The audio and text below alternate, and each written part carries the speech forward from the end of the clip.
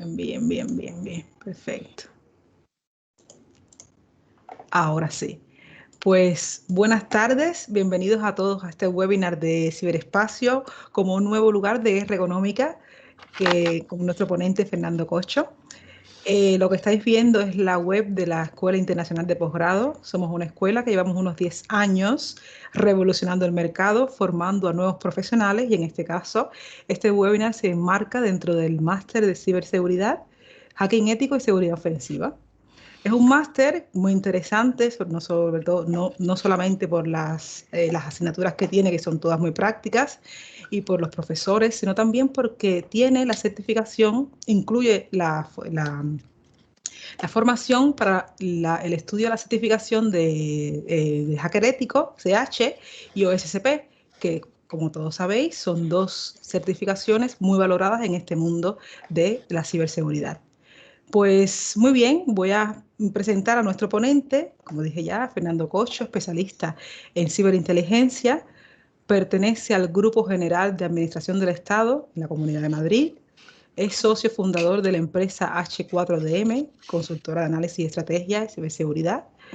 Lleva más de 20 años colaborando con entes públicos y privados, trabajando en el Ministerio de Economía, de Hacienda, Interior, Industria. Además, ha impartido clases en escuelas nacionales e internacionales. Colabora con la Universidad Autónoma de Madrid, el Instituto de Ciencias Forenses de la Seguridad y también es profesor de Filosofía del Lenguaje de Metodología Científica en la Universidad Nacional de Educación a Distancias, UNED. Y sin más, pues cedo la palabra a nuestro ponente de hoy. Gracias, Fernando, por aceptar nuestra invitación. Es un auténtico placer para mí estar con vosotros. Bueno, lo primero habría que situarnos en qué es lo que vamos a intentar, de lo que vamos a intentar hablar. Vamos a intentar hablar de ese quinto espacio, de ese quinto lugar, que no es que exista físicamente como tal, sino que lo conforman diferentes efectos de otras áreas, como puede ser la economía aplicada, como puede ser la construcción, la ingeniería, y que en esa interacción se genera un espacio que no es solamente virtual, sino que por sus efectos se puede conseguir que sea casi físico, y en el que se va a desarrollar, se está desarrollando ya desde hace algún tiempo, pero se va a desarrollar durante los próximos años una confrontación, una lucha de poderes entre los diversos intereses económicos que tengan las diferentes potencias o diferentes países, corporaciones, lobbies, porque a veces ya no se sabe diferenciar si es un país o es una empresa la que está detrás de cualquier cosa, ¿no? Y a partir de ahí, llevar todo lo que es el ámbito de la inteligencia económica, de la metodología de análisis y evaluación de riesgos, amenazas a la seguridad nacional o a la seguridad industrial o a las patentes o lo que sea, desde el punto de vista de la inteligencia económica tradicional, aunque sea poco conocida en algunos lugares, como España, y llevarlo a ese quinto lugar, a ese quinto escenario que está llamado, se le llama el ciberespacio. Y ese ciberespacio es el lugar en el que a partir de ahora se van a desarrollar y vamos a depender de él, se van a desarrollar las competencias institucionales y empresariales y personales de la humanidad. Ese quinto espacio no es el de Star Trek, no es la dimensión hacia la que se dirigen las naves espaciales, no. Ese quinto espacio reside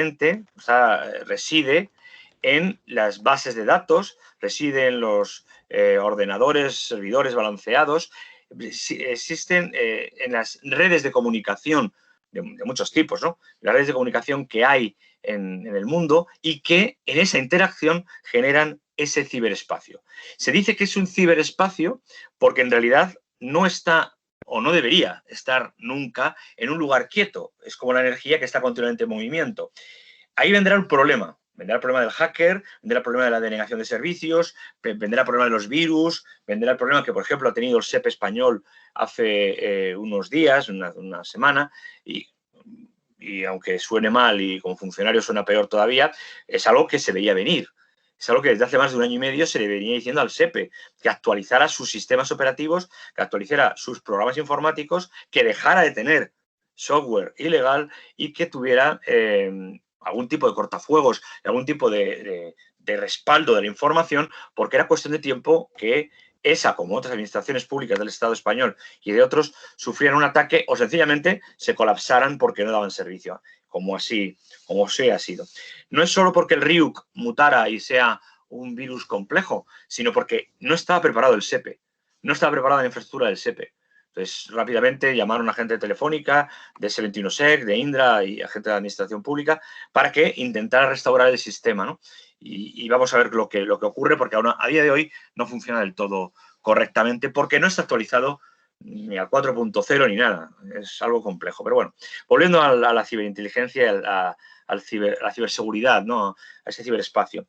Cuando hablamos de inteligencia económica, y ahora pasaremos al ciberespacio, hablamos de conseguir que datos estructurados o no estructurados, ahí abriremos una línea hacia el Big Data, datos estructurados, semiestructurados o no estructurados, entren con una metodología en un proceso de análisis que lo convierte en información. Esa información, si es aplicada, será conocimiento, y ese conocimiento con una metodología de inteligencia se convierte en un conocimiento para la toma de decisiones, entonces es inteligencia. Solo cuando se toman decisiones es inteligencia. Pues si lo pasamos al ciberespacio, solo cuando la inteligencia económica o la decisión determina una acción que tiene una repercusión en cualquiera de las dimensiones, áreas de ese, llamémosle ciberespacio, por ejemplo, el minado de criptomonedas, por ejemplo, la seguridad de infraestructuras críticas, por ejemplo, la transferencia de información de un sitio a otro, por ejemplo, la protección de bases de datos, por ejemplo, el manejo del Big Data, solo en ese momento estaríamos hablando entonces de ciberespacio y de la inteligencia aplicada en el ciberespacio con sus riesgos y con sus amenazas. ¿Cuál es el problema y la diferencia respecto a la inteligencia tradicional y la inteligencia en el ciberespacio? La inteligencia tradicional es compleja de que la gente la utilice, pero es fácil de proteger. Son infraestructuras sólidas, son metodologías sólidas, hay unidades de inteligencia, hay departamentos, hay secciones, tienen sus ordenadores que están protegidos, etc. Es fácil.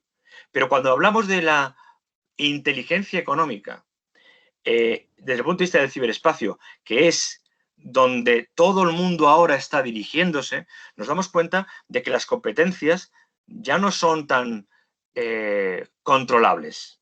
Ya incluso en ciertas páginas de las que no vamos a hablar, y no necesariamente de la Deep Web, la web profunda ni nada de esto, ni de Tor, no, en otros sitios, ya se están publicando empresas que te venden virus para arruinar a tu competencia o te venden programas informáticos para poder piratear bases de datos y al mismo tiempo se ofrecen a ser hackers para ti. Ahí está el hacker ético, el que intenta proteger lo que en inteligencia se llamaría la contrainteligencia, proteger a la propia infraestructura, a las propias personas, a la propia gente que tú tienes de los ataques o riesgos que pudieran tener de otras empresas o instituciones. Y eso es el paso de la inteligencia económica a la ciberinteligencia económica en el ciberespacio. ¿Y por qué hablamos de guerra económica en el ciberespacio? Porque evidentemente aquí, y el que diga lo contrario, pues o es un iluso o está mintiendo, y bueno, hay gente a la que le pagan por mentir también. Vivimos en un mundo, en un contexto mundial de conflicto.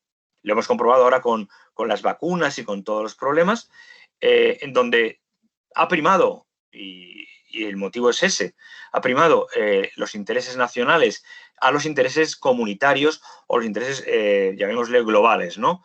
Ya ha empezado a comprar el uno sus vacunas, el proteger su fabricación de mascarillas, de respiradores, el controlar el flujo de mercancías o no de ciertos países. O sea, volvemos a un proteccionismo que era la antigua guerra económica, siguiendo la terminología de la escuela de guerra económica francesa. Y esa guerra, ese conflicto de intereses, donde hay alianzas y luego hay enemigos y amigos, más o menos amigos, pero que donde nadie se da la espalda, como ocurre también en la inteligencia real, en la inteligencia humana, llamémosle así, pues en ese lugar también se han desarrollado diferentes alianzas a las que son las alianzas, por ejemplo, dentro de los mecanismos de la Unión Europea, por poner un ejemplo. Y esa ciberguerra, ese ciberconflicto, esas ciberalianzas, eso es la guerra económica en el ciberespacio. El lugar donde evidentemente podemos enmascarar, podemos evitar que nos encuentren o podemos, si queremos, diluir nuestras intenciones poniendo servidores en diferentes países y estando nuestro residente en otro. Y de ahí viene, por ejemplo, cuando ha habido una noticia en la que decía, y créanme que no es así, donde se decía que la inteligencia española, es decir, el CNI y el Centro Criptológico Nacional, acusaban a Rusia de estar detrás del ataque del Ryuk. Bueno, eso es muy osado y no fue así lo que se dijo por parte de la Administración Pública Española. Lo que se dijo es que los servidores desde los que partieron el ataque estaban, entre otros sitios, en Rusia. Pero eso no significa que el ataque fuera por Rusia y tampoco significa que los rusos no permitieran o relajaran sus intenciones a la hora legislativa de controlar ese flujo de información por sus servidores. Y eso es la guerra. Eso es la guerra. La guerra, como decía Clausewitz, es la forma de llevar la política y la negociación a otro terreno y de otra forma.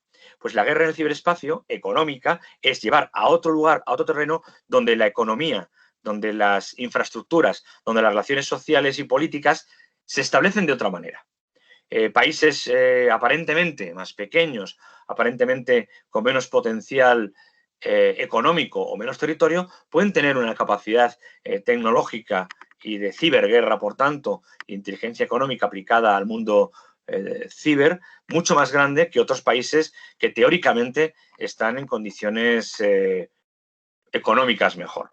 Tenemos el caso de los países bálticos, por ejemplo, Estonia, Lituania y Letonia, donde después de un ataque que hubo hace ya varios años en el que les fastidiaron todas las infraestructuras críticas que tenían, les piratearon todo el sistema informático institucional, se dieron cuenta de que ellos no podían, como país tan pequeño que son, no llegan ni a 3 millones de habitantes, no podían competir con potencias como Rusia, Estados Unidos, ni siquiera con Finlandia, con Polonia, con Alemania, y decidieron dar el paso 100% al mundo ciber y todo digitalizarlo y especializarse en inteligencia, ciberinteligencia, ciberdefensa, ciberseguridad, y se ha convertido en un sitio de referencia a la hora de investigar y de proteger y de analizar los riesgos de eso que llamamos el ciberespacio. Cuando hablamos de guerra, hablamos de dos objetivos fundamentales. Y ahora, aprovechando y pidiendo disculpas a nuestro compañero de origen chino, contaré un chiste que, disculpa, compañero, pero así me lo contaron y así lo contaré. Ya en la infraestructura, en esos ejes de ANSOF económicos antiguos de capital infraestructura, capital tierra, capital económico, capital financiero, a la izquierda sería el capital tecnológico y a la derecha el factor CAL, factor humano, donde dependiendo de cómo se orientara las capacidades de cada uno de esos cuatro ejes o variaciones, se podía saber dónde era la vulnerabilidad y la fortaleza de un país. Es decir, si estamos en el siglo XVI, evidentemente el que más tierra tenía, capital tierra, más capital financiero tenía, y la tecnología no era importante porque era el arado y los campesinos, y el factor humano eran campesinos, por tanto no tenían que tener un conocimiento avanzado. Eso en el siglo XIX, con la revolución industrial, cambia totalmente. El factor tierra no es tan importante porque las fábricas se concentra en la producción, las fábricas se concentra en la producción. El capital financiero es importante, pero es financiable, por tanto, no se sabe cómo manejarlo, ¿vale? Aparecen los bancos y demás, y el capital tecnológico empieza a cobrar un interés importantísimo, el que genera una competitividad y una mejora competitiva que genera guerra económica. Y el factor humano, en tanto que hay necesidad de, y hablo para ingenieros, en tanto que hay necesidades tecnológicas y técnicas, va creciendo o se va haciendo cada vez más importante. Cada vez más importante, pero cada vez más delgado. Significa que cada vez se necesita mayor especialización de ese conocimiento. Si llegamos al siglo XXI, nos damos cuenta que el capital tierra, la infraestructura, no vale nada. El capital financiero es todo financiable y mucho más ahora con las criptomonedas, por tanto, no vale nada. El capital tecnológico, exceptuando cosas muy punteras, está al acceso de cualquiera tiene un ordenador, cualquiera tiene acceso a ciertos programas informáticos, por tanto tiene que ser muy, muy avanzado ese programa o esa programación o ese interés, ese mundo ciber, para que sea verdaderamente competitivo. Y, sin embargo, el más importante capital es el capital humano, el capital que es capaz de articular los otros tres. Pero claro, es muy delgado, porque ya no es tener un volumen de personas que sepan informática, sino tener un grupo de personas que sepan sobre ciberseguridad, y eso ya es más pequeño. Si ya pasamos de la ciberseguridad a la ciberinteligencia, eso es más pequeño todavía, más reducido, más delgado, hay menos grasa para entendernos, y quebrando esa punta, quiebras un sistema total, un país total, lo puedes bloquear. Y ponemos el ejemplo triste de las Torres Gemelas, donde empresas que controlaban el 70% del comercio internacional por las redes informáticas estaban en una oficina en las Torres Gemelas, fallecieron en su totalidad y la crisis fue absoluta porque no había personal. Si nosotros vamos a preguntar a los ingenieros cuáles son, informáticos, cuál es la red más importante de informática, de ordenadores y de comunicaciones, nos dicen que son las redes Cisco. Cisco, por los servidores de Cisco, por los routers de Cisco, fluctúa toda la información del mundo. Si vamos, por ejemplo, a España y nos preguntamos cuántos empleados de Cisco, no subcontratados de Cisco, hay realmente en el territorio nacional, nos sorprendemos que hay no más de 10. No más de 10 empleados de Cisco. Significa que el capital humano cobra una importancia altísima conforme la especialización se va agudizando cada vez más. Y es ahí donde aparece la guerra. Si yo quiebro ese sistema, si yo colapso el sistema informático o ciber de una nación, las comunicaciones, que todo está ya informatizado, las centrales térmicas, las centrales nucleares, las infraestructuras críticas, quiebro el sistema de alcantarillado, de purificación de aguas, de apertura de esclusas, lo quiebro, lo pirateo, estoy quebrando un país, estoy haciéndole la guerra a un país. No necesito mandar tropas para arruinar un país, basta con hacer un apagón tecnológico. Y ese apagón tecnológico puede hacerse por medio de un virus, de un gusano, ¿vale? Ya sea el RIU, ya sea una denegación de servicio, ya sea otras cuestiones. Eso es la ciberguerra. Y esa ciberguerra, el problema es que los países, muchos países, no estamos preparados, la sociedad no está concienciada para enfrentarse, para vivir en ese cibermundo, ¿no? El cibermundo no es solamente las monedas digitales, los bitcoins. El cibermundo es todo aquello que genera interacciones digitales, interacciones o transacciones económicas de índole digital o ciber. No nos podemos creer que de la noche a la mañana, es un ejemplo, IBM deje de valer lo que pone. De pronto las acciones de IBM se hunden. Pero si IBM sigue teniendo las oficinas, los empleados, ya. Pero lo que dice el mercado es que tiene menos confianza en IBM y por tanto sus acciones bajan. Eso es el mundo ciber. No es el mundo tangible habitual de la infraestructura, del capital tierra, capital trabajo, capital financiero o capital tecnológico incluso, sino el capital, factor K que llaman, el knowledge, el conocimiento, el factor ciber en estos momentos. La ciberguerra, en la ciberinteligencia, en el ciberespacio, cada vez va a ser más grave. Y cada vez va a ser, y entenderme lo que voy a decir ahora, con características o principios militares, no con principios o características de índole civil. Se va a mezclar, es cierto que se va a mezclar, va a haber una hibridación entre el mundo civil y el mundo militar. No va a haber diferencias, más allá de las subcontratas tan famosas que, por ejemplo, Estados Unidos por legislación tiene que hacer, ¿no? Sino las empresas asociadas que darán apoyo a por especialización, a las infraestructuras de un país determinado. Y nos encontramos con que a lo mejor, es un ejemplo, y no digo que sea así, la seguridad informática de Renfe, la red de ferrocarriles española, está subcontratada a una empresa, por ejemplo, francesa, que en un momento determinado puede primar los intereses franceses de los ferrocarriles, el TGV francés o de Alstom o lo que sea, antes que los intereses de Renfe y de su cliente, teóricamente, ¿no? Entonces, el concepto de nación, el concepto de Estado, el concepto de fidelidades va a cambiar y está cambiando muy rápidamente. A partir de ahora ya no habrá una nación que tenga una empresa, sino habrá una empresa que tenga intereses en diferentes naciones que, afortunadamente, esperemos, estén aliadas desde el punto de vista económico, porque si no, esa empresa se encargará de buscar otros receptores de su economía y de su tecnología. El chiste. El mundo, erróneamente, decide declararle la guerra a China.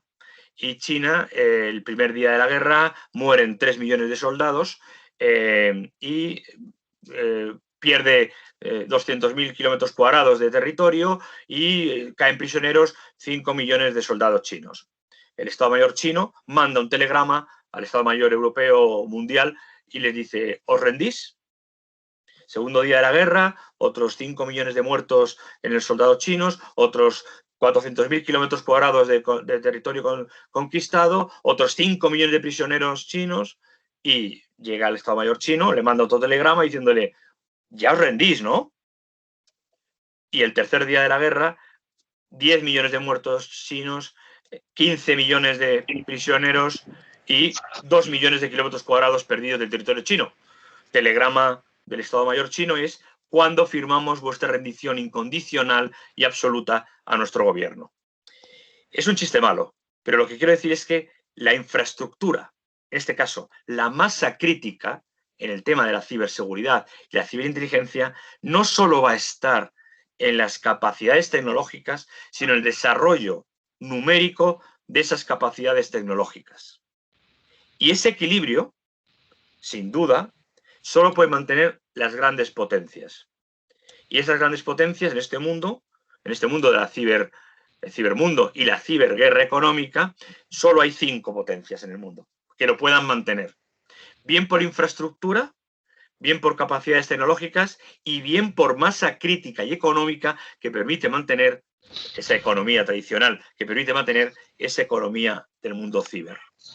Y esas 5 potencias son, evidentemente, citando, ya que hemos hecho el mal chiste de la República Popular China, es China y sus aliados, entre los que se puede incluir Rusia en algunos casos e Irán en otros. Rusia, en la que se puede incluir sus alianzas con China, con Irán o con otros. Estados Unidos, con sus alianzas. Japón, con sus alianzas. Y la Unión Europea, que actualmente, más que Unión Europea, es desunión europea y cada uno sálvese por donde pueda. Los demás países o organizaciones se tienen que unir en uno de esos 5 grupos. Al igual que hay un grupo, se llama los 5 ojos, en la inteligencia tradicional, que está compuesta por Estados Unidos, Canadá, Nueva Zelanda, Australia y Gran Bretaña, que es una alianza de inteligencia, de servicios de inteligencia, independientes de todos los demás, incluyendo de la Unión Europea, en el caso de la Gran Bretaña cuando estaba dentro de la Unión Europea, pues lo mismo ocurre en el mundo ciber. Hay una serie de alianzas, una serie de compromisos que afectan en el mundo ciber a factores energéticos, factores de materiales, de tierras raras, factores de materiales físicos como puede ser el coltán, el grafeno, etcétera, que inciden directamente en la creación de chips y la creación de tecnología, o puede ser intereses de supervivencia. Hay expertos en geopolítica que hablan de que la guerra inevitable, que será en el mundo ciber, será aquella que sea la lucha por los recursos naturales escasos desde el mundo ciber también. O sea, para tener tecnología y tener energía tecnológica se necesita petróleo, carbón, aguas que muevan las presas, energía hidráulica, energía solar fotovoltaica. Por tanto, parece ser que volvemos otra vez a que, para que ese mundo ciber avance, volvamos otra vez a una base de capital, infraestructura, capital tierra, infraestructuras, que facilite los recursos de masa crítica para la siguiente fase.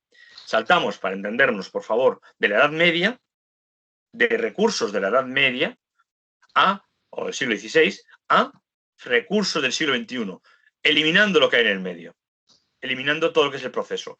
Y en ese balance Actualmente solo hay 2-3 potencias que están ganando. Es, por supuesto, China, que muy rápidamente está ganándole terreno a Estados Unidos, y ahora explicaré por qué, en el mundo ciber. Es Estados Unidos y es Rusia. En el caso de Rusia, por la legislación, ¿vale? Determinada y permisiva, aparte de sus conocimientos y de su alianza con la India y con Pakistán, que son creadores de tecnología muy importantes también, como de medicamentos en el caso de la India.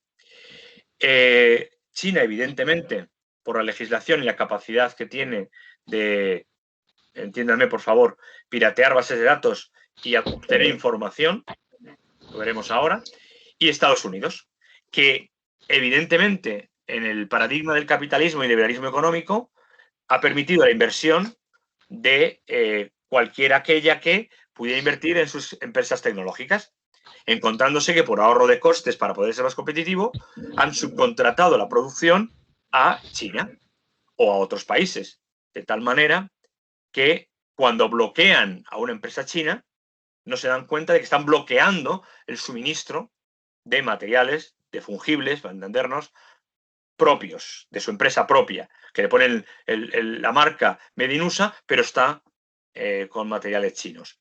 O que han permitido en ese libre cambio de monedas adquisición por parte de otros gobiernos, otras multinacionales, otras personas, de la deuda pública.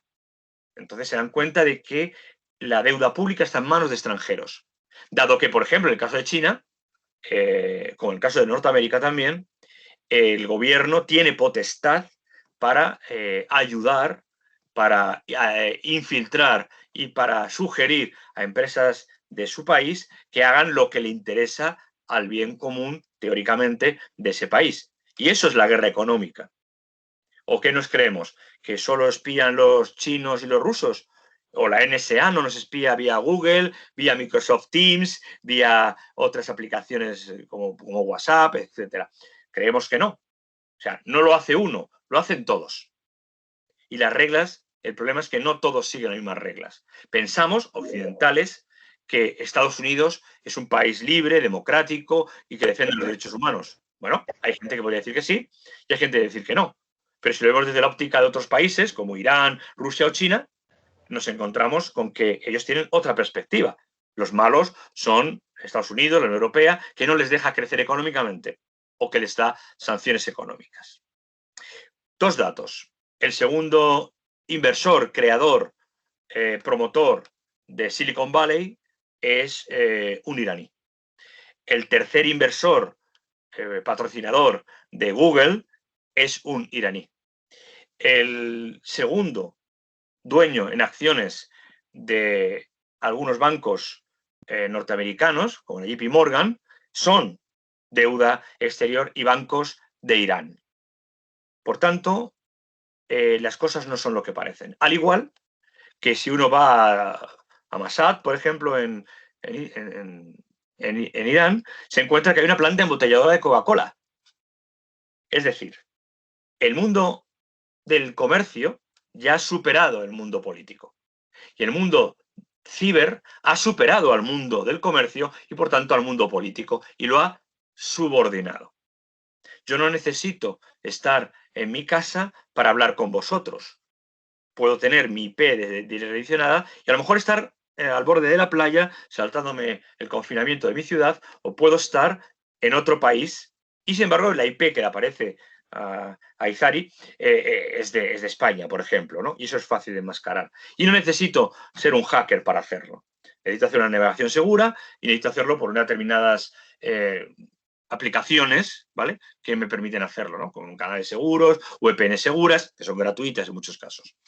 Eso es la ciberguerra. El conflicto permanente de la lucha de intereses desde un punto de vista material de toda la vida, para la supervivencia y permanencia de la vida, del derecho económico, desde un punto de vista informático o ciber. Y la diferencia entre el informático y ciber es que la informática es la técnica, mientras que el mundo ciber es la tecnología. La emancipación de la técnica y la tecnología es lo que nos está llevando a avances tan rápidos en inteligencia artificial o en minado de monedas de Bitcoin, que no es la técnica, es la tecnología la que se ha emancipado, la que se ha separado. La medicina no cura, es el camino de curación. Lo que cura es la cirugía, técnica y tecnología, y las medicinas, que es farmacología. Es, por tanto, no técnica, sino tecnología farmacológica. Las vacunas son vacunas tecnológicas, RNA mensajero, retrovirus, etcétera. Son tecnologías. Hace poco hablaba con Izari respecto a cómo se ha avanzado tecnológicamente desde el punto de vista de la clonación de órganos para trasplantes, porque no damos abasto, ¿no? Y la clonación o hibridación entre especies. Hay por hoy gente, hoy por hoy, que ya está en la fase de implantación de herramientas o de tecnología en su propio cuerpo, ¿no? De tal manera que puede procesar imágenes, puede tener sensaciones, sentidos, acciones diferentes a las que habitualmente teníamos. No necesita encender un ordenador, lo puede hacer con la mente, en el sentido del implante que tiene en el cerebro. Y eso es lo que se llaman ahora los hombres máquina, ¿no? Que decía François de la Métrie o René Descartes, ¿no? El hombre máquina, la capacidad de mecanización, de cuantificación de las acciones para hacer, elaborar, ejecutar acciones cualitativas. Y eso es el mundo ciber. En situaciones cuantificables, convertirlas en cualidades. Ese es el mundo ciber. La guerra económica en el mundo ciber, en el ciberespacio, es que en un lugar no virtual, ya hemos dicho que no, pero para entendernos, virtual, se desarrollan una serie de acciones que tienen efectos, ¿vale?, sobre el mundo real. Efectos tangibles sobre el mundo real. Efectos que van más allá de las fake news y de las denegaciones de servicio para hundir una base de datos. Van más allá. Van a la creación de una nueva realidad económica, de unas necesidades económicas diferentes, en las que no hay recursos seguramente para todos, por eso nos vamos a Marte, y lo que hay es un conflicto permanente de la primacía de intereses que van cambiando según las necesidades de quien en ese momento esté a la vanguardia de la tecnología y del mundo ciber. Hasta hace 3 años, 4 años, el 80%, por decir un número, de patentes, yo soy profesor de vigilancia tecnológica e inteligencia de patentes de una institución española, el 80% de las patentes eran británicas, norteamericanas, israelíes, europeas, bien. Y el 1%, el 2% eran patentes chinas. Actualmente, más del 70% de las patentes que se publican en cualquier campo son chinas, en detrimento de las patentes de Estados Unidos. Cuando Donald Trump y Biden hablan de ordenadores cuánticos, que es una forma de implantar técnicas, tecnologías de salto cuántico, de factores cuánticos, de velocidad, de procesamiento, inimaginables actualmente para nosotros, salen los chinos diciendo que ellos ya tienen un ordenador supercuántico que duplica o triplica la capacidad de ese ordenador cuántico. Es decir, la carrera tecnológica, la carrera sobre el mundo ciber, es una carrera sin freno, sin eticidad y sin unas normas consuetudinarias o unas costumbres aplicadas. Por eso decimos que en el mundo ciber actualmente se está en guerra abierta.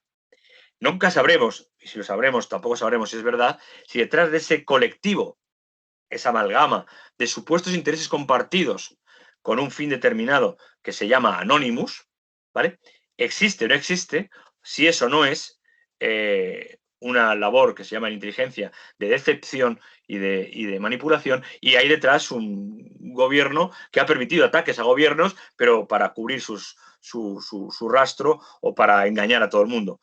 Pero, perdón, ¿detrás de Anonymous?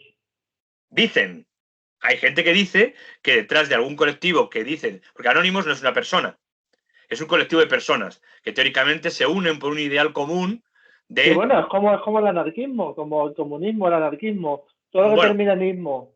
en el caso de Hay un mastermind. En todo esto hay un mastermind. teóricamente. El anarquismo nace del fundamento de lo que es las sociedades libertarias, que no tiene que ver políticamente con una visión política solo, sino con una visión ideológica y filosófica. Lo que pasa es que surge en un momento en el que la forma de producción, la vida, era agrícola y incipientemente industrial. Por eso el anarquismo aprende muy rápidamente, se agarra muy rápidamente a lo que es la parte agraria y la parte industrial. Cuando esa parte agraria desaparece, y no solo por motivos de economía de guerra, sino por otros motivos, desaparece el valor del valor libertario del anarquismo, va desapareciendo con él. Al igual que el comunismo, cuando no es capaz de resolver, en teoría marxista, no es capaz de resolver sus propios conflictos entre modos de producción de bienes materiales y relaciones de producción de bienes materiales, no es capaz de superarlo, genera un proceso de alienación ideológica negativa que se llama alienación y que es un proceso de enajenación y extrañamiento, en este caso económico, motivado por un factor tecnológico, económico. Entonces, los sismos no es más que la radicalización de un pensamiento o la vanguardia de un pensamiento. El dadaísmo, el cubismo, el comunismo, el fascismo, todos los sismos. En eso tiene usted razón, compañero. Pero en el caso de Anonymous, lo que se dice que es un colectivo que altruistamente, si es que hay algo altruista en este mundo, se reúnen fruto de la presión de un Estado mundial opresor, de una mano negra que quiere contaminar al ser humano, se unen para defender los valores sociales y los valores democráticos de libertad de la gente en una batalla ciber en el que ellos mismos decidirán quiénes son los enemigos. Fundamentalmente, los enemigos son los estados tradicionales, opresivos, teóricamente no son democráticos. Cuidado, porque hay una corriente cada vez más fuerte y cada vez más peligrosa, que es de los llamados neoluditas. Los luditas se negaban a cualquier avance tecnológico porque pensaban que deshumanizaban a la especie humana. Los neoluditas actuales lo que dicen es que hay que controlar esa carrera tecnológica, esa carrera del ciber, del mundo ciber, porque nos está alejando de lo que es la esencia, sea lo que sea, humana, el ethos humano, lo está enajenando y debemos volver a él. Hace unos días el FBI detuvo a un individuo que quería volar las infraestructuras X de Internet para pagar una parte de Internet. Es difícil porque los servidores balanceados permiten que cuando hay un apagón en unos servidores, si está bien hecho, se enciendan en otro sitio. O sea, cargarse Internet sería como en las películas de Terminator, ¿no? Cargarse Skynet. Y Skynet, al final, si lo vemos en la película, no es un organismo, no es una máquina, es una comunicación, una interrelación. Skynet está en todas partes. Si fuéramos muy, muy católicos, hablaríamos de que el demonio está en todas partes. Cuando se le pregunta en la Biblia, ¿y tú quién eres? Dice, yo soy legión, estoy en todas partes. Pues lo mismo. No digo que Anonymous detrás haya un país, digo que no sabemos quién hay. De hecho, mucha gente que actúa en nombre de Anonymous, de pronto sale otro grupo que dice que es Anonymous y le hackea, y le putea y le saca de las redes. Por tanto, ese mundo tan proceloso de la seguridad y de la inteligencia en el mundo ciber es un lugar, cuando menos, si no peligroso en el sentido moral del término, cuando menos ambiguo. Volvamos a la ciberinteligencia y a la ciberguerra. Si alguien tiene alguna duda, por favor, me levanta la manita y yo me callo inmediatamente. No hay problema. O directamente interviene. Abre su micrófono e interviene. Otro dato que tenía aquí apuntado. Hay alguien con la mano levantada. Ay, perdón. A ver, perdona. Sí, dime, háblame. Perdóname. Sí, yo tengo una duda. Dime, yo muchas, dime. A ver, vamos a pensar ¿Sí? que nosotros normalmente lo que es el tiempo ¿Sí? es algo lineal. Para nosotros sí, pero eso ya no es así. Efectivamente. Tiene un inicio y tiene un fin. O no hay un fin, es infinito. Porque el tiempo, o sea, quiero decir, lo que quiero decir, si nosotros pudiésemos evolucionar de forma ilimitada, sería posible llegar a construir una máquina del tiempo. Sí, tú te estás refiriendo... La idea existe, la idea de que es una máquina del tiempo, ¿sí? La tenemos. Igual que si pones dos monos aporreando teclas de un teclado, pasado millones de siglos, te pueden escribir el Quijote, porque es posible. La probabilidad es pequeña, pero si es probable, es posible. ¿Y a dónde voy yo? Si existe la capacidad de crear una mente, bueno, es que estoy mezclando muchos pensamientos a la vez. No, yo te entiendo, mira.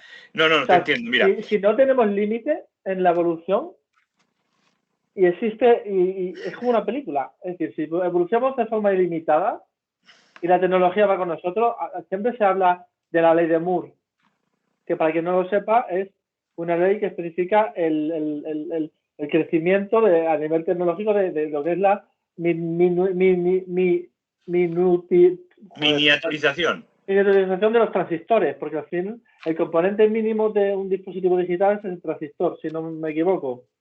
Correcto, aunque ahora hay nanotecnología, pero sí, de acuerdo. Claro, ese es el tema, que yo como persona no tengo ese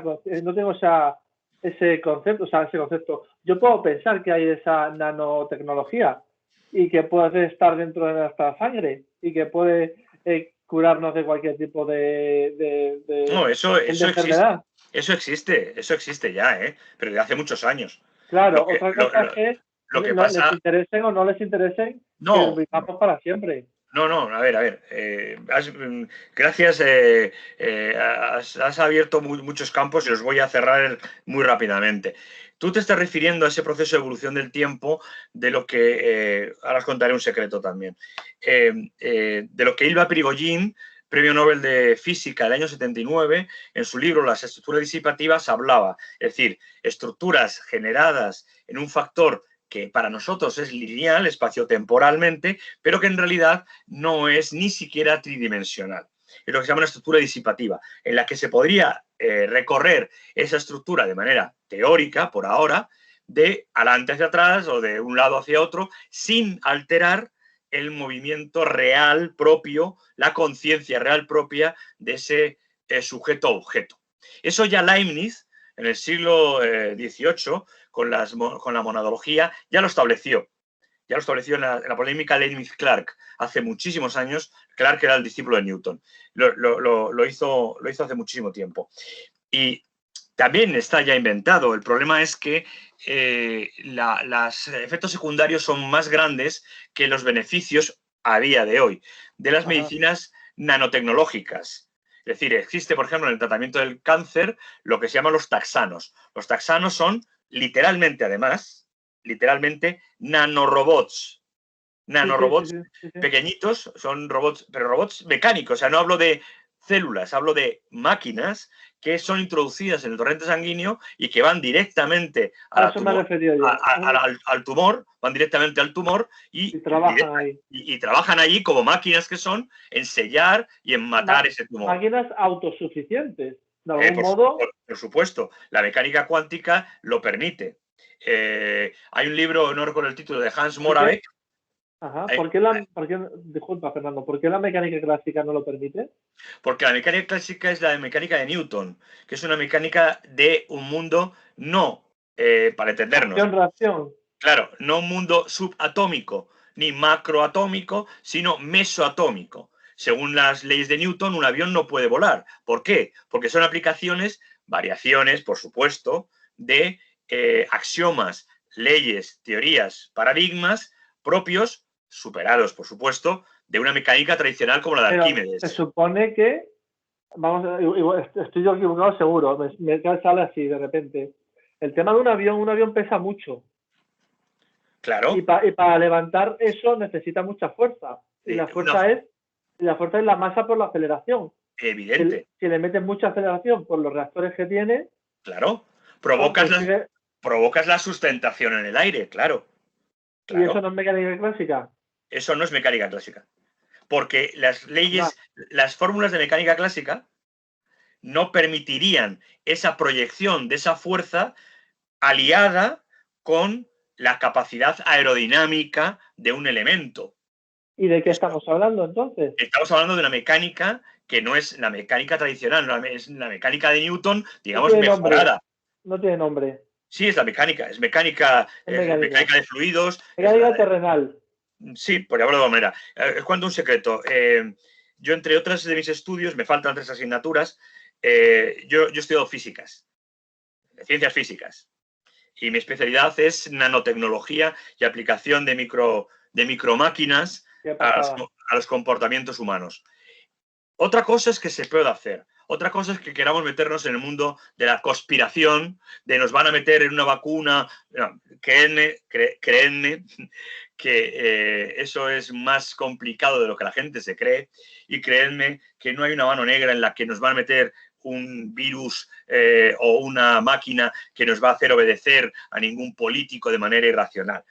Eso créeme. Otra cosa es que consciente y voluntariamente, de manera institucional, se hagan vacunas o medicamentos que provoquen la esterilidad o las enfermedades en personas. Pero eso no es manos negras, son procedimientos establecidos de política estatal. Por ejemplo, en la India, para evitar la proliferación de habitantes. Por ejemplo, en la democrática Noruega, donde se provocaba la esterilización hasta el año 86 de los deficientes mentales o de la gente que tuviera inteligencia límite. Pero no hay una mano negra, un contubernio que va a intentar por las vacunas. No. Lo puede haber, pero créanme que los procesos de control son muchísimo más rigurosos. Sí, sigues teniendo la mano levantada. Dime. Vale, yo quería compartir con vosotros una cosa. Dime. Es algo que no todo el mundo experimenta, supongo. ¿El qué? Bueno, pues yo tengo trastorno bipolar. ¿No? Pero si te estás medicando, pues todo va bien. No. Siempre. Yo tengo épocas de hipomanía. Sí. Y hay momentos. Este año lo tengo controlado. Sí. ¿Vale? Lo que pasa que no es lo que quería comentar, pero bueno, cuando estoy con hipomanía, soy más verborreico, escribo más en redes sociales, pongo muchas tonterías, o no tonterías no, pero yo lo que quiero decir es que yo sí he sentido en muchos casos esa mano negra que tú comentas. Vale. Yo también le he sentido, sobre todo cuando viene la declaración de la renta. Pues ahora me toca a mí revisarla. Sí, vale, pero eso no es una mano negra. Eso es el Leviatán de Hobbes. Eso es las inercias de las instituciones o de las administraciones que, en virtud de sus intereses, que no son personales, sino institucionales, tiene una maquinaria que, como funcionario te lo digo, tiene una maquinaria que continúa. A un inspector de Hacienda, exceptuando algún trastornado, no le importa un bledo si declaras bien o declaras mal Hacienda. Es al Estado el que le importa. Y cuando el funcionario ese se muere o se jubila, llega otro funcionario y coge el expediente. Y el Estado continúa. O sea, el Estado está por encima de esa infraestructura del Estado hegeliano, está por encima de lo que es el ser humano. Esa mano negra que tú dices... No me refería a la mano negra, no me refería en nada, en absoluto, a Hacienda ni nada del Estado. Para mí sí, para mí son la mano negra. Para mí sí, pero es que son tangibles. La mano negra mano negra al hacer algo de forma inconsciente. Inconsciente. Al escribir algo a una persona, ¿sí? y yo no darme cuenta y al día siguiente decirme, has hecho esto, esto y esto. Pero si es inconsciente, no es una mano negra. No es que el demonio esté dentro de ti. En tu caso tienes una circunstancia... A ver, otro secreto. Yo soy neuropsiquiatra, soy médico. y comparto mis pocos conocimientos, aunque no ejerzo como tal, con la Asociación Española, la FEMASAN, Federación Española de Enfermos Mentales, ¿no? Día 10 de octubre, lo digo para todo el mundo, el día 10 de octubre es el Día de la Salud Mental y debemos concienciarnos que al menos entre 1 y 1,8 porcentualmente de personas sufre, por ejemplo, trastorno de esquizofrenia. Significa eso en España, entre familias y personas que lo sufren, hay casi 3 millones de damnificados de ese trastorno psiquiátrico grave y que hace sufrir mucho a la gente. Sí, entonces, sí. Y el Fernando, día internacional, es el día 10. Día 10 de octubre. No he terminado, Fernando. Y yo tampoco te quiero interrumpir más. Dime. El Día Internacional del Trastorno Bipolar es el día de mi cumpleaños. Qué bien, qué alegría para ti. Pero me encanta esta coincidencia. Y te pido perdón porque hay gente escuchando y lo que yo tengo que decir seguramente les importa un carajo. No, vamos a ver, yo estoy aquí para satisfacer vuestras necesidades, no para yo. El conocimiento solo crece cuando se comparte. Yo intento compartirlo y ya está. Fernando, vamos a centrarnos y seguir con la presentación, gracias. Sí, perdona. Bueno, bien, pues cogiendo lo que ha dicho nuestro compañero, esa flecha del tiempo, de la que ya se ha roto hace mucho tiempo con la inteligencia artificial en sentido débil o fuerte, no vamos a meternos ahí, eso es sobre lo que se va a hacer o lo que se va a generar la consiguiente guerra económica en el ciberespacio, en el cibermundo, en el lugar que existe de confluencia de intereses entre diferentes ámbitos. Se van a juntar 4, y ya voy terminando por si hay alguna pregunta más. Se van a juntar 4. Por un lado, los intereses de supervivencia o permanencia de los roles o las infraestructuras creadas en un mundo, llamémosle material, ¿vale? La permanencia de la economía de subsistencia, que tenemos que hacer para que el cibermundo, la cibertecnología, la ciberguerra favorezca causalmente, por emanación, si queremos, por descenso, hacia el mundo cotidiano, que vivamos más felices y sigamos comiendo. Ese es uno. El otro ámbito va a ser el ámbito de los recursos limitados, por eso nos vamos a Marte, a la Luna, etcétera, etcétera. Los recursos limitados en fuentes de energía o en fuentes de supervivencia material, y eso va a ser un camino en el que se han de encontrar nuevas formas, llamémosle así, de consumo humano. No hablo de algas, no hablo de insectos, hablo de otras maneras de consumir alimentos porque no hay suficiente. La tercera es una vía, digamos, de lo que son los intereses nacionales o transnacionales, ya sean de empresas, instituciones, organizaciones o colectivos o no, ¿vale? Y la cuarta, que es la que menos se habla, es la ciberguerra como tal. Es la prevalencia o preponderancia por la vía directa, agresiva, de unos objetivos, y ningún objetivo en sí mismo es ni legítimo ni ilegítimo, contra o peleando por algo que otra persona quiere. ¿Cuál es el problema? Que, como dice el refrán, el enemigo de mi enemigo es mi amigo, pero eso es circunstancial. Y eso va cambiando a una velocidad, no solo por la ley de Moore, va cambiando a una velocidad altísima. El cibermundo, la ciberguerra económica, la guerra económica en el mundo del ciberespacio, lo que nos ocurre, lo que ocurre es que se ha emancipado. La propia... Se ha emancipado. Por favor, me vengo a mí mismo. Por favor. No puedo hablar. A ver, ¿qué significa eso? ¿Qué se ha emancipado? Que las propias necesidades de mantenimiento del sistema ciber genera sus dependencias, genera sus acciones en el mundo, llamémosle, real. Un ejemplo, ¿cuánto tiempo tarda un comercial en ser despedido? El tiempo que transfiere el conocimiento de las peculiaridades de su cliente. Por tanto, el comercial, para mantener su puesto, nunca dejará de no transferir, o sea, no transferirá en totalidad sus conocimientos sobre sus clientes, porque entonces sería prescindible. ¿Cuánto tiempo tardaría una administración en ser cerrada cuando demostrara que no es necesaria? Por tanto, como decía un policía me dijo una vez, tenemos que perseguir a los delincuentes, pero no a todos, porque nos quedamos sin trabajo. Exagerándolo mucho, por favor. El mundo ciber se ha emancipado de las otras áreas, de tal manera que tiene sus propias leyes, sus propios mecanismos, su propia red de retroalimentación, su propio principio motor, que está generando unas nuevas relaciones sociales, unas nuevas relaciones institucionales, unas nuevas relaciones económicas entre países, entre gobiernos, entre estados, entre empresas y, por tanto, indefectiblemente, y esto ya es del campo de la filosofía, generará un nuevo concepto de humanidad en lo que se llama la sociedad del conocimiento, sociedad en red. Yo os invito a que reflexionéis sobre estas cuestiones, porque a partir de ahí podéis o se podrá avanzar en este mundo en el que ya no hay retroceso, más allá de que haya un colapso mundial, no hay retroceso de un avance lineal o geométrico en la carrera tecnológica por justificar un avance mayor.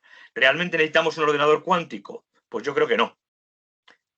¿Un ordenador que va más rápido para hacer cálculos matemáticos y físicos? Sí. Pero ¿realmente necesitamos un ordenador cuántico? No. ¿Necesitamos robots que hagan labores delicadas para el ser humano? Sí. ¿Trabajos pesados? Sí.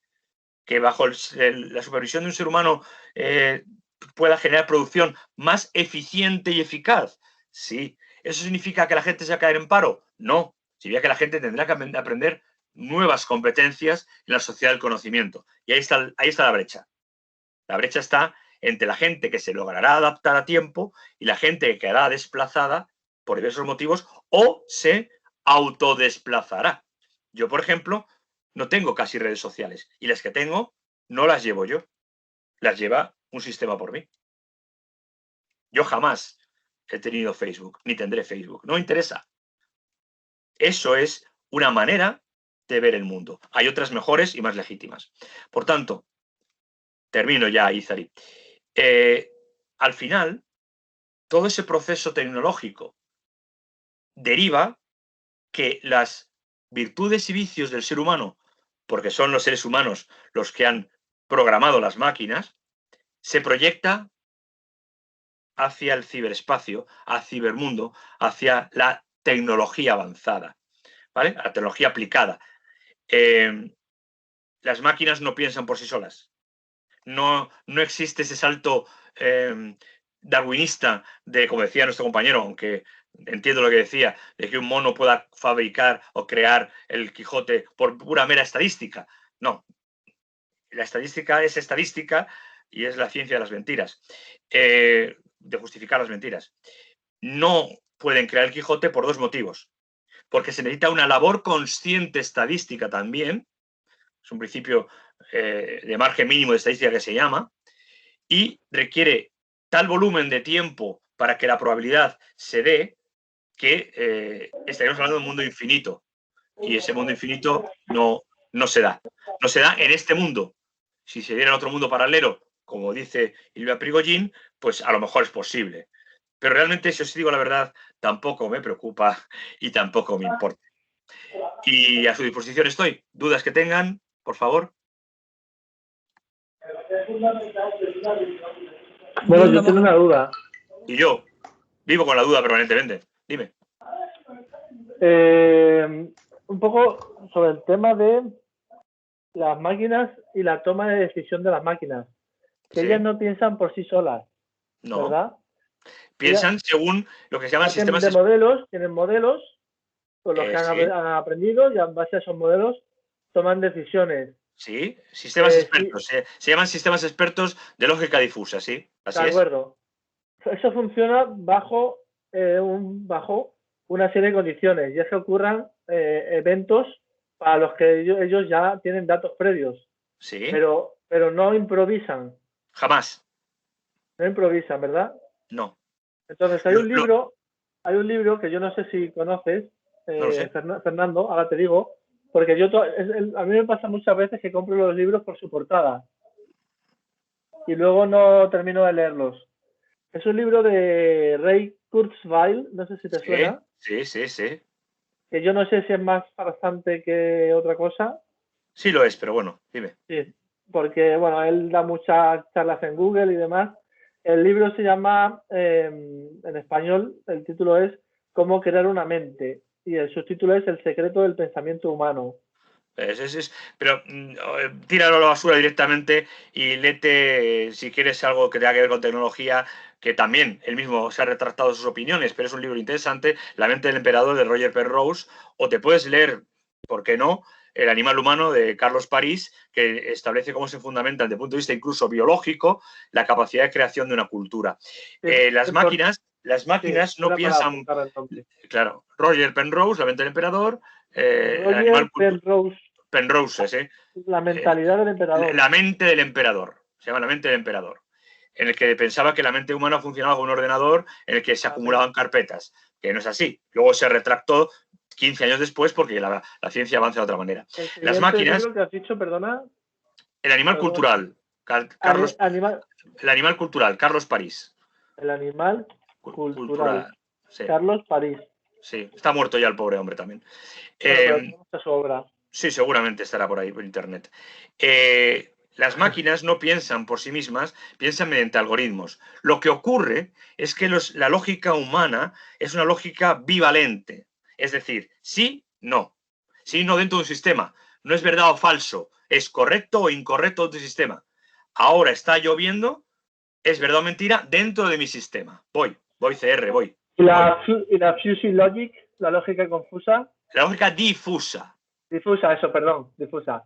La lógica difusa es lo que es la lógica trivalente. Es sí, no, tal vez o es posible.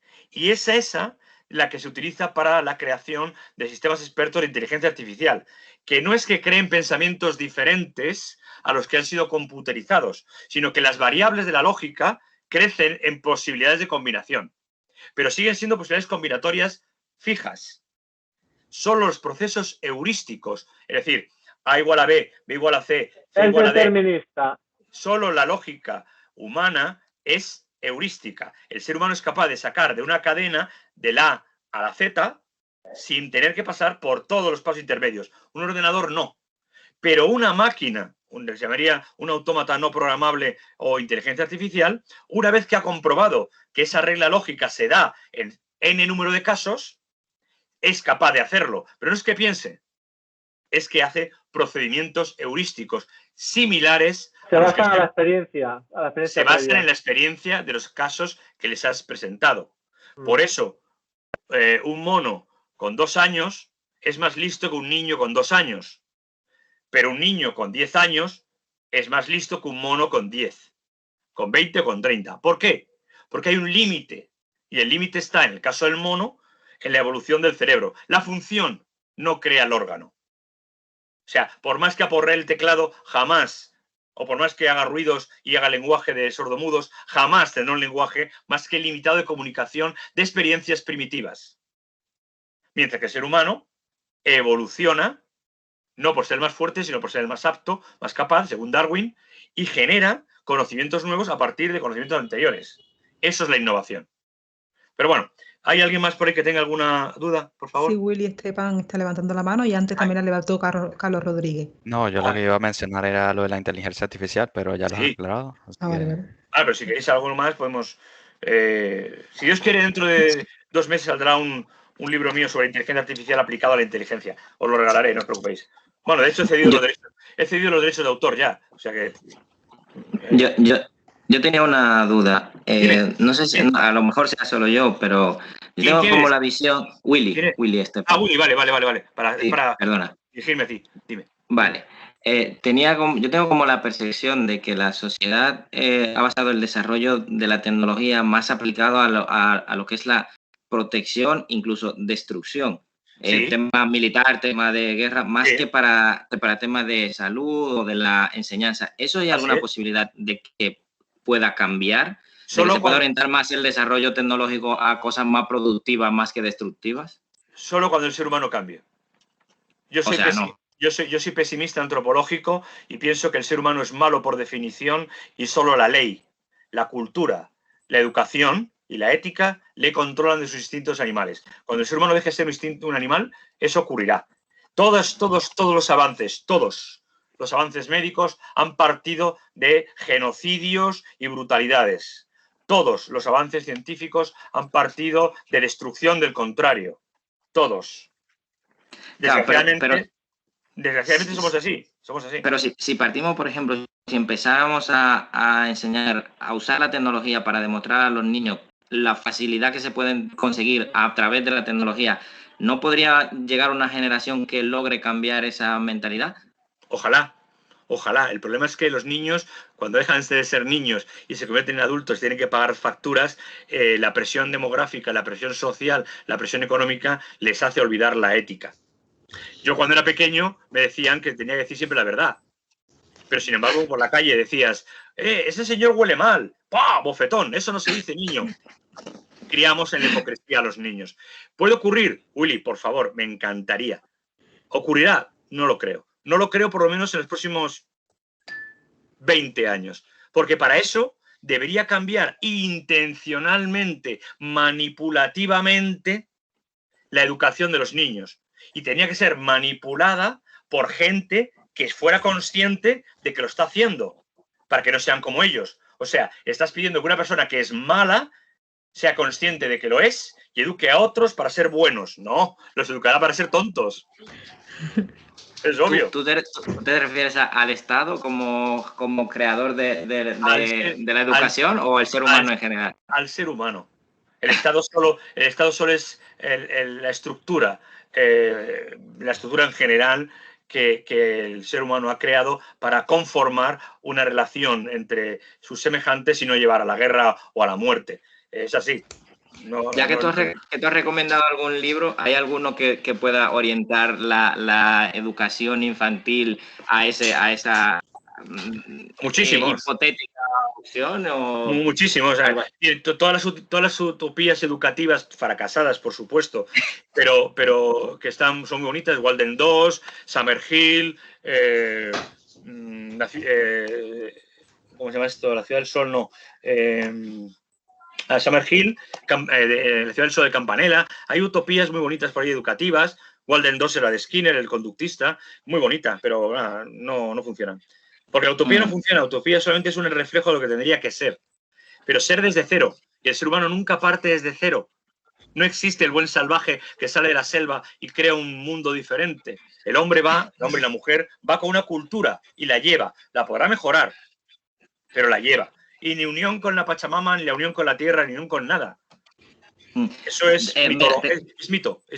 Te voy a hacer otra pregunta y ya dejo a los demás que quieran participar. Dime, ¿Las redes sociales tú crees que son buena influencia para la sociedad hoy en día en cuanto a tecnología se refiere o digamos que impiden el desarrollo mental de las sociedades hacia búsquedas más profundas?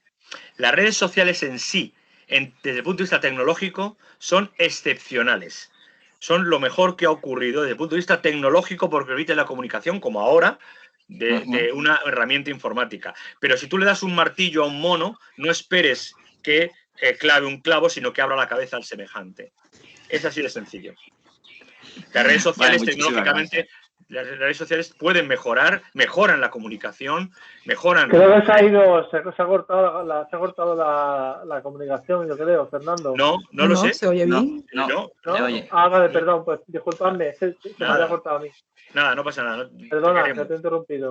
Te queremos. Entonces, Willy, realmente las redes sociales no son malas. El uso que hacemos de las redes sociales son... Mira, un libro que te iba a recomendar. Un libro el título es muy largo, es muy largo. Y no me acuerdo entero porque yo solo escribí un capítulo. Es un libro que está en la editorial Tirant lo Blanc, lo encontrarás fácilmente, que se llama Menores y redes sociales o algo así. El título es larguísimo, tiene como 4 líneas, pero lo encontrarás. Habla de grooming, de sexting, desde el punto de vista jurídico, etcétera, etcétera. Y ahí hay un capítulo de cómo las redes manipulan a los adolescentes para fines políticos, ideológicos o de radicalización. Es el capítulo que escribí yo. Los demás son abogados, psicólogos, psiquiatras, que lo que hacen es hablar desde su perspectiva. Es que no me acuerdo el título exacto, es un título muy largo, pero vas a la página web de Tirant lo Blanc, pones mi nombre y en las publicaciones que sale, pues salgo yo como otros tantos. y yo no cobro, yo cedí los derechos de autor, o sea que lo compre, no lo compre, lo pirateáis, me da igual. Las redes sociales son tecnológicamente buenas, el uso es el malo. Si le das un martillo a un mono, no te va a arreglar nada. Vale, te he entendido. Muchas gracias. Un placer. ¿Alguna pregunta, Gabriel? Álvaro está levantando. Álvaro Luis, sí, dime. Hola, muy buenas tardes. Cuéntame. En primer lugar, gracias por la ponencia que has dado. Ha sido muy interesante. Y yo te quería preguntar, en un entorno de guerra física o guerra tradicional, existen unas leyes, ¿no? Unas leyes de guerra, como puede ser lo que se recoge en la Convención de Ginebra. Las reglas de enfrentamiento, efectivamente, las reglas de los ROE de enfrentamiento, efectivamente, sí.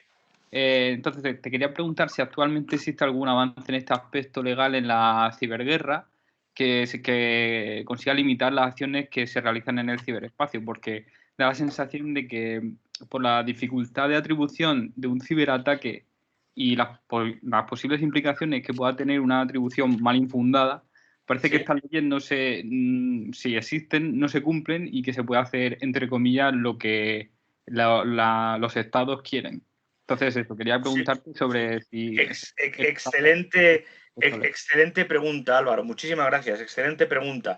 Al igual que, como bien dices, las reglas del enfrentamiento en la guerra física, en la guerra tradicional, existen unas convenciones determinadas, las cuales, evidentemente, se saltan habitualmente y por eso existen los crímenes de guerra. No puedes disparar a un paracaidista porque está está indefenso, no, a un militar que se rinde debes protegerle y no debes matarle, porque si no sería una ejecución sumarísima, extrajudicial, etcétera, etcétera, etcétera. Bien, y se incumplen, pues existen los crímenes de guerra. En el mundo ciber ocurre exactamente lo mismo. ¿Cuál es el problema? Que no hay una denominación ni una declaración explícita por parte de ninguna organización que establezca qué es una ciberguerra.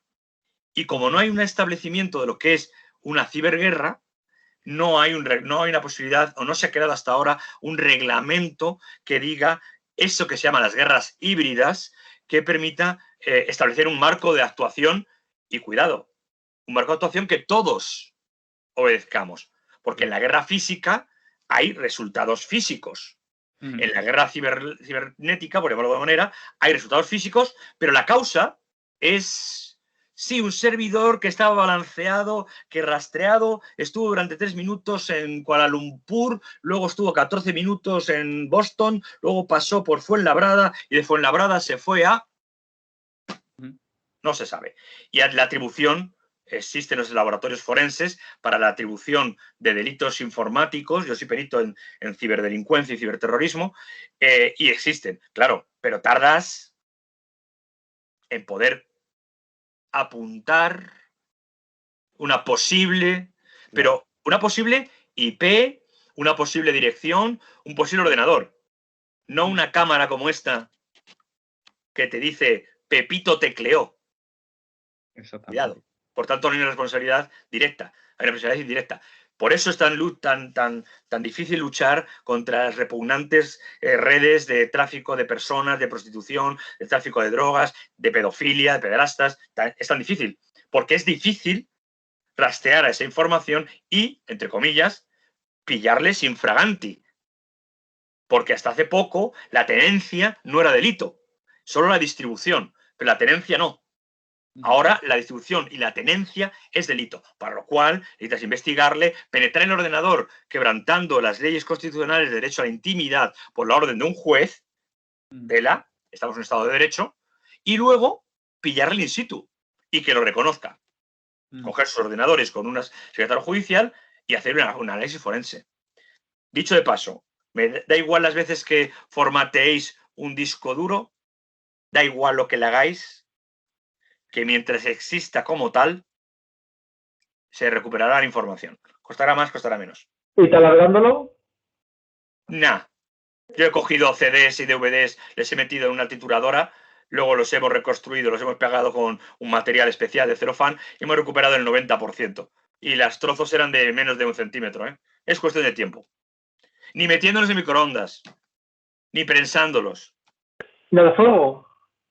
El fuego lo que hace es mejor, eso mejor, consolida los datos. sella las conexiones técnicas, sella lo que es la partícula mecánica. No. A lo mejor metiéndolo en ácido sulfúrico y disolviéndolo, quizá podría sacarlo, ¿no? Perdón, ¿y los digitales, los SSD? Los SSD, buena pregunta, ¿quién ha sido? Buena pregunta. Porque los SSD son como los USBs, esperad, como los USBs. Funcionan mientras funcionan.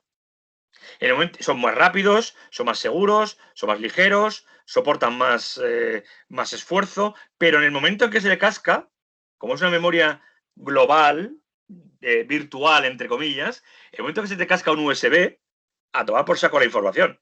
Dificilísimo encontrarla. Los SSD les pasa lo mismo. Son más potentes, más rápidos, se calientan menos, tienen más capacidades que los discos normales, ¿vale? Los mecánicos, para entendernos, pero cuando se joden de toda la vida, ¿eh? Y la información la pierdes. Por tanto, las backups, la información debe ser salvada con una periodicidad determinada. Yo tengo por aquí, espérate, sí, aquí. Tengo aquí un disco externo SSD, esto, ¿vale? Que tiene 35 teras. 35 teras. Y este tiene menos de 6 meses.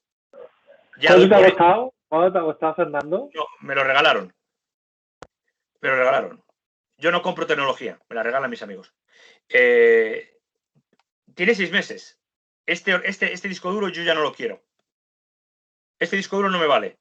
Porque su vida útil es de 1 año al rendimiento que yo le doy. Por tanto, a los 6 meses yo lo elimino. Porque no puedo correr el riesgo de que pierda información. Sin embargo,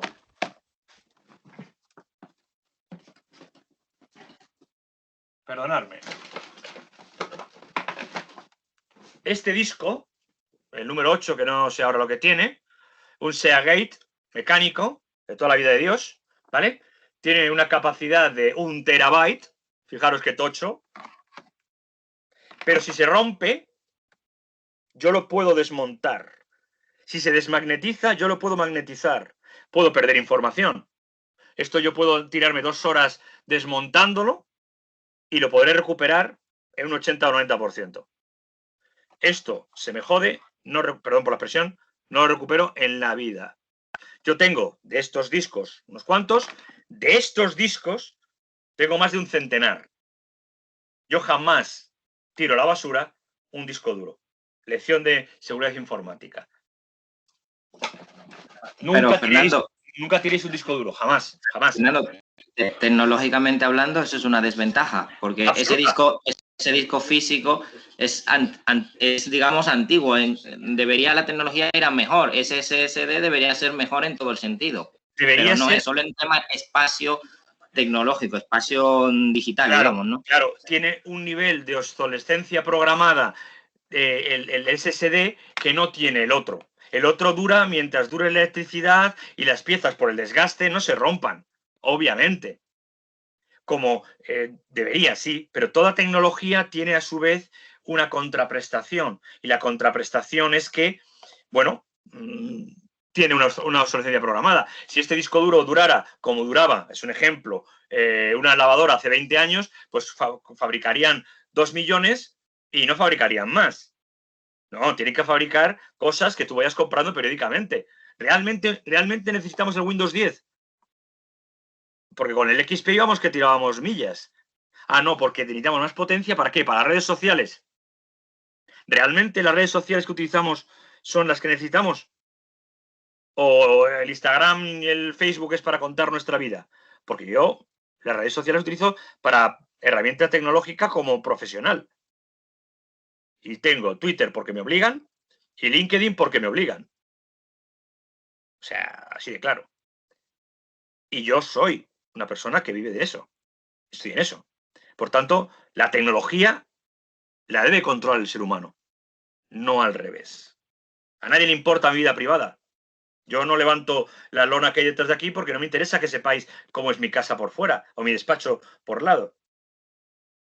Eso, la privacidad, que ahora en las redes sociales se ha convertido en extimidad, soy lo que soy en virtud de lo que los demás me ponen como like, eso es el riesgo de las redes sociales, no la red social.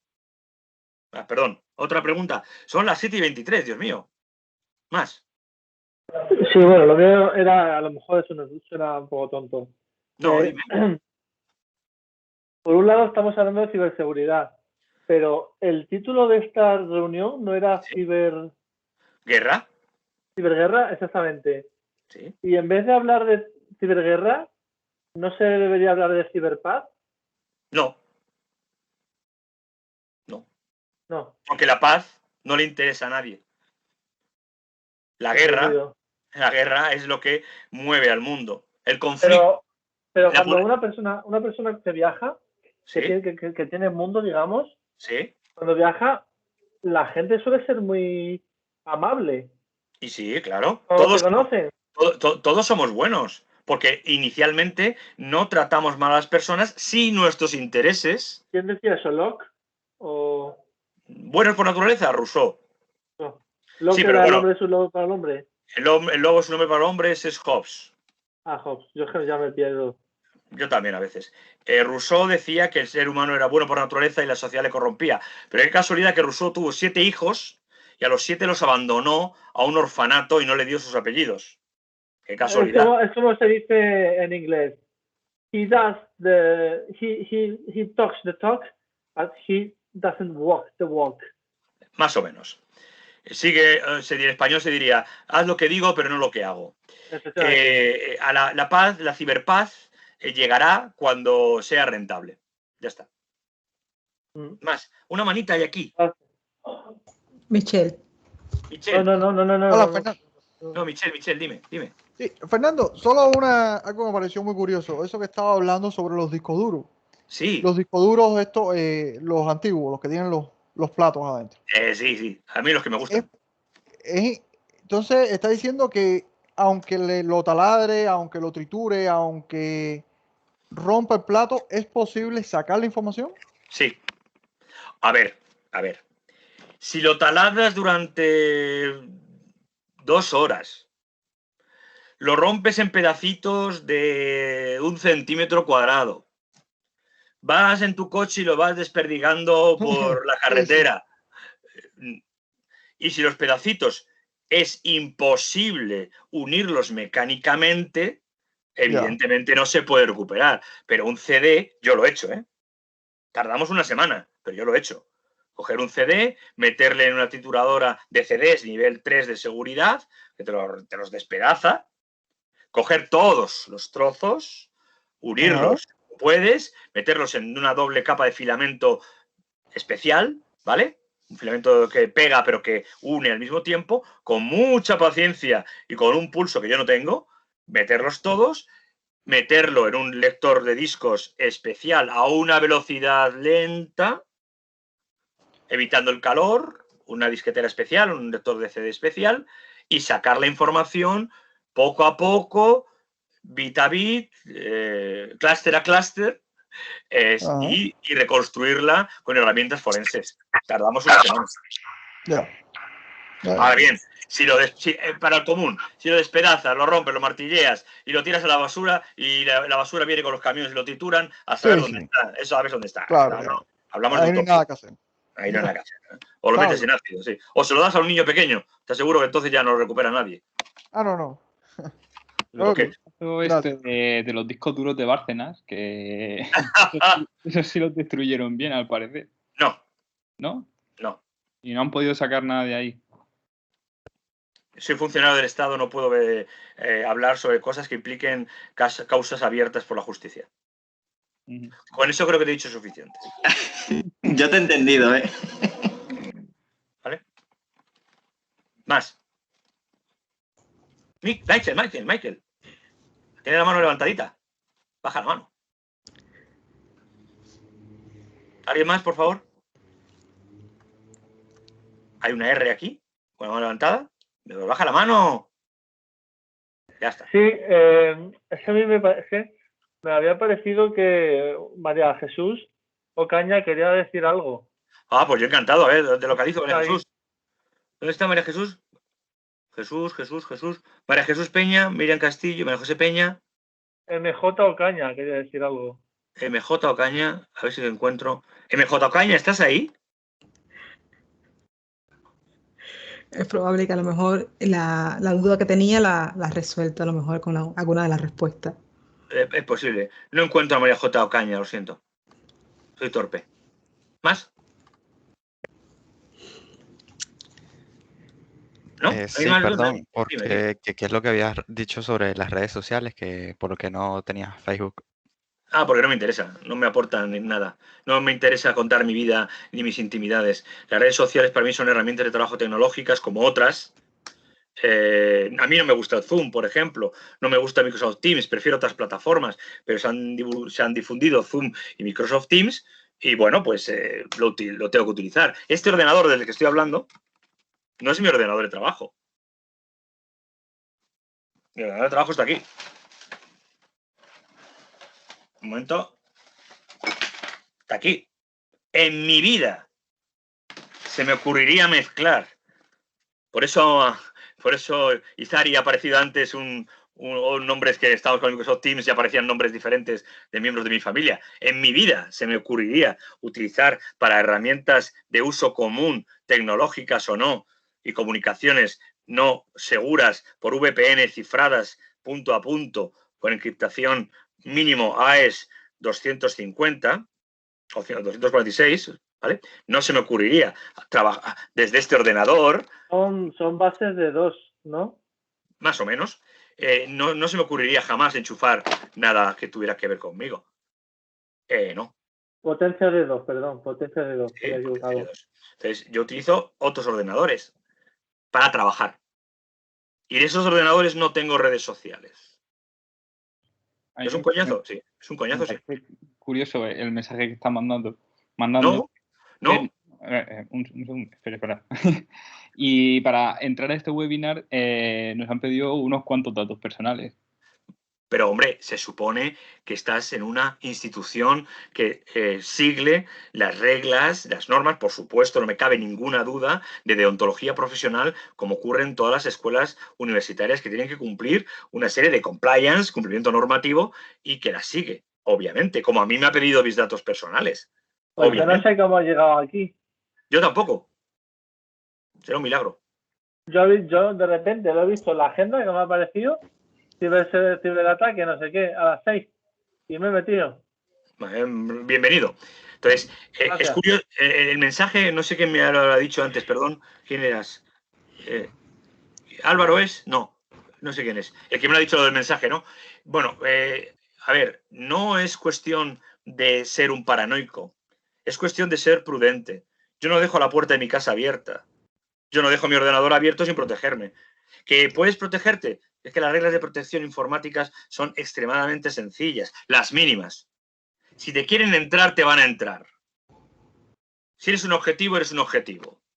Ya está. Entonces, tienes que tener unas reglas mínimas de seguridad.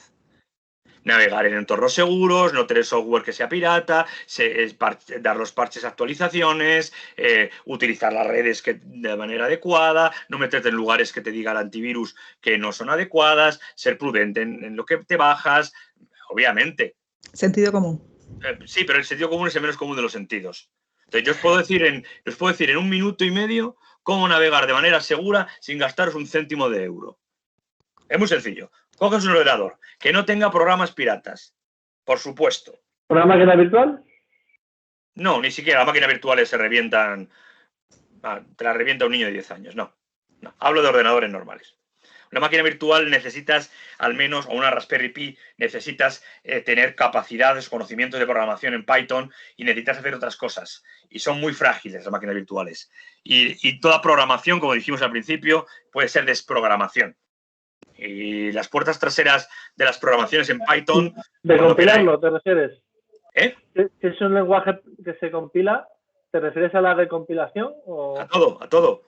Todo lenguaje de programación puede ser desprogramado. Yo tengo... No, aquí no. Pero tengo en el otro lado del despacho tengo un libro de puertas traseras que se han detectado de lenguaje de programación. Sí, puertas traseras que te permiten entrar en cualquier sistema operativo.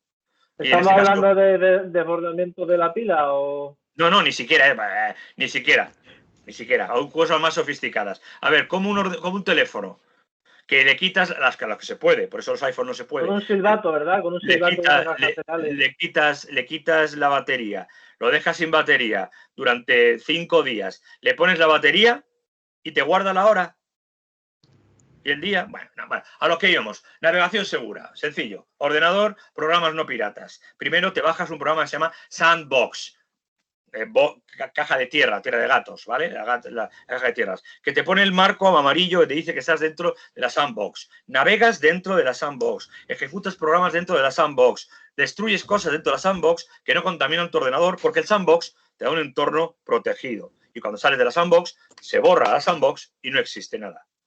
Después, aparte de la sandbox, evidentemente, no utilizando programas piratas, ejecutas cosas de confianza. Y, por supuesto, lo haces en una comunicación por una VPN, que las hay gratuitas, un canal seguro de encriptación y, por supuesto, con una anonimización de contenidos en un Mozilla, por ejemplo, con navegación privada, o te vas a un DuckDuckGo, o te vas a una red Tor para que el nodo sea más, digamos, difícil de encontrar. Y ya está. Y no te has gastado un duro. No te has gastado un duro. Ahora bien, ¿te quieren encontrar? Te encuentras. ¿Más dudas que sean de lo que teníamos preparado? Y creo que después de este avance, ¿sí? Y después de este avance de seguridad informática, el resto lo da el máster nuestro. Sin duda, sí, no me cabe ninguna duda, por supuesto, Izari, por supuesto. Bueno, yo, si no hay más dudas, yo os dejo. Teníamos hasta las 7, estamos a las 7:35. Es un placer estar con vosotros. Porque están muy entretenidos, muy entretenidos. El jueves de la semana que viene, mañana hablaremos, Izari. Muchas gracias, Fernando. Nada, un placer tenerte entre nosotros. Bienvenido siempre. Ahora hablaremos mañana, Izari, porque yo me voy ahora a trabajar. No que esto no sea trabajo, sino me voy a otro trabajo. Y nos emplazamos para el jueves que viene a otra temática de otra cuestión. De acuerdo. Ser felices. Muchas gracias. Portaros bien, ¿vale? Cuelgo. Adiós. Adiós. Adiós, gracias. Adiós, muchas gracias. Muchas gracias.